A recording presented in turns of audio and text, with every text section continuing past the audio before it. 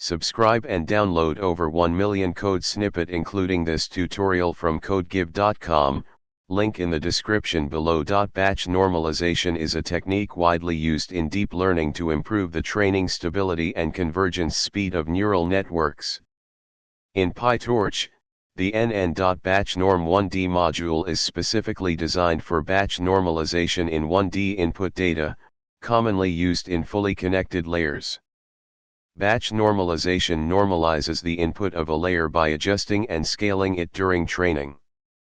It helps in mitigating issues like vanishing/exploding gradients and accelerates the training process.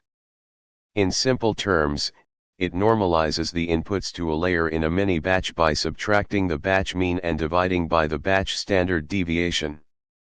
The nn.batchnorm1d module in PyTorch is part of the torch.nn package and is used for batch normalization in 1D data, such as the output of fully connected layers.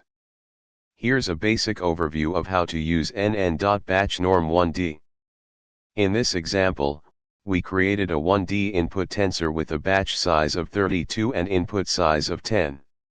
We then defined a nn.batchnorm1d layer with the same input size.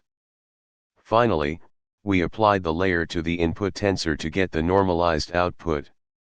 Batch normalization behaves differently during training and evaluation.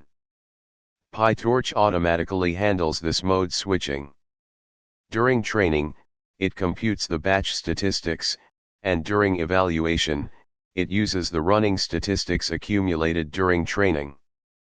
Here's how you can switch between training and evaluation modes.